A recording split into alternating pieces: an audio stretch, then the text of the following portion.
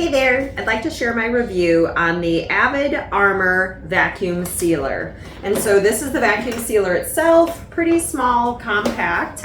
The way that it works is you lift up the lid, you place your contents inside, shut the lid, and then press the corresponding buttons, and I'll walk you through that. So I was pretty impressed with it. My first time using this size of a vacuum sealer. And as you can see by the items that I have here, we did chicken breasts, we did hash browns, vacuum sealed caramel cheddar popcorn, and then even some leftover ham. So there's definitely a wide variety of things that you can use this vacuum sealer for. And so I just wanted to kind of share my review.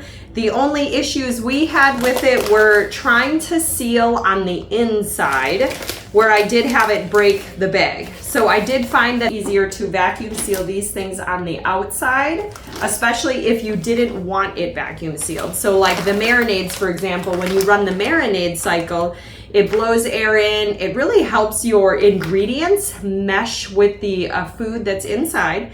And then once it's ran through its marinade cycle, I just sealed it from the outside. So that worked out really well. The rest of these, I just did the vacuum seal from inside.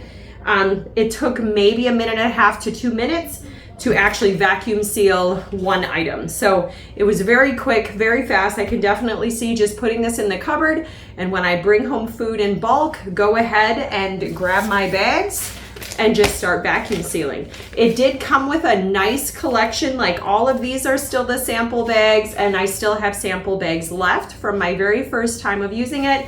But I did go ahead and go online and order another pack of the 10 by 10 3 mil bags, just so that I have extra on hand, especially once it starts to get to be garden season, when I'm gonna start putting a lot of produce in the freezer for the winter.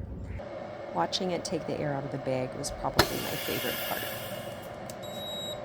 Now the next thing on my list was hash browns, because we have a lot of leftover potatoes, and I like cooking them in my Instapot, and then I let them cool, and then I hash brown them, and I will freeze them like this for our camping season. So this one I did just the seal only and left some air in here. Obviously there's not enough air to keep these from getting squished, so once it freezes, it should be good. But I did try vacuum sealing it, and it looks to me like it turned into mashed potatoes. But I was also curious, so you guys get to see this with me, is did it really smush them, or did it just take the air out of the package? So let's pour these into my skillet and see what they look like. So some of them are mashed, but for the most part, it does look like they kept their shape. So you could actually vacuum seal your hash browns, and if you want to lightly freeze them before, otherwise it looks like they held up. So I'm excited. I was kind of nervous at first when I saw that bag close down on these, but otherwise I think it doesn't look too bad. So next on my list is to marinate some chicken. So I love buying my chicken, boneless, skinless chicken breasts in like a 40-pound box. It's way cheaper. And so for the summer months, I wanted to go ahead and start marinating some chicken, because we love marinated chicken, whether we just have it with salads or with fajitas or different things like that. And so what I have here, and I'll include the free ebook below, is an Italian dressing using essential oils, and a Mexican dressing, or marinade, sorry. And what I did different here, because I'm kind of curious, these two I blended in the blender, and these two are just poured in the jar and shook. And you can kind of see how the olive oil is separated from the vinegar, and we've got our different spices in here. And so marinades are a lot of fun, and I like making my own because you typically have all this stuff on hand anyway. So I'm gonna go ahead and do some chicken breast slices and then get them in the vacuum sealer and watch this process. I'm gonna get my scale set up, as I wanna see how many pounds I have with 3 chicken breasts. And so it's about 2 pounds, 11 ounces in here. And now I'm gonna go ahead and use the regular jar. And just to make sure we have a good mix, I'm gonna shake it up again quick. And I'm gonna pour about half of this over the 2 pounds of this regular mix.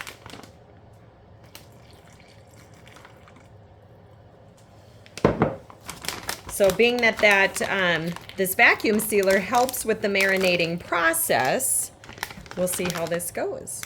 So then we're going to go ahead and set this in there. And I have plenty of room. Make sure it's flat. We're going to put our settings on 3 for vacuum seal, liquid, and then we're going to press the marinade button. So it's already doing its thing, and now this will cycle twice. So I'm really curious to see how this is going to look. And if any of my liquids sneak out on me. You run the marinade cycle, it blows air in, it really helps your ingredients mesh with the food that's inside. And then once it's ran through its marinade cycle, I just sealed it from the outside. So that worked out really well. The rest did a recipe book that went along with 3 specific cuisine blends that they had created a while back. And 2 of them that I'm going to be using are the Italian and the Mexican. Now, however, if these essential oil blends are not available at the time of watching this video, I'm going to read through what's in these. And so if you have the individual oils, you can play around with them in your marinade. I mean, marinades really aren't too challenging. It's just looking at adding in that different flavor. So in the Italian one, it has, of course, olive oil as a base. Then you've got thyme, rosemary, basil, marjoram, and oregano. So if you like one of those more for your Italian flavors, go ahead and play around with that.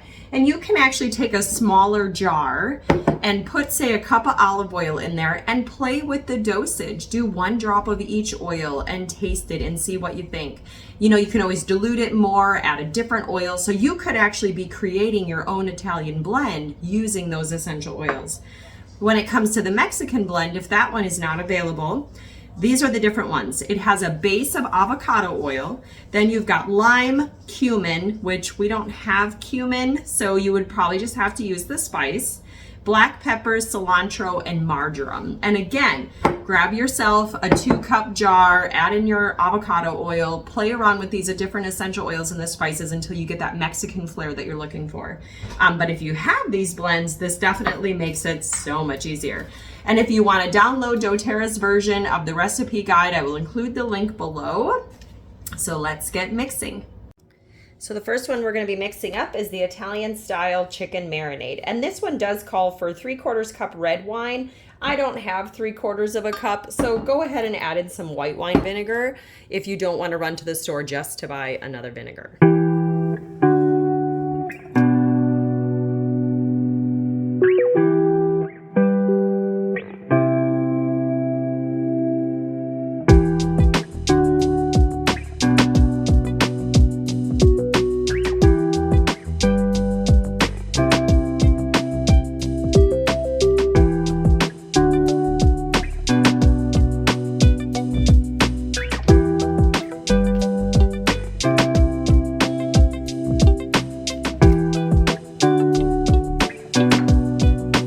So once it's all been blended, you can see how it definitely mixes up really nice. I'm going to store this now in my mason jar until I'm ready to pour it over my chicken.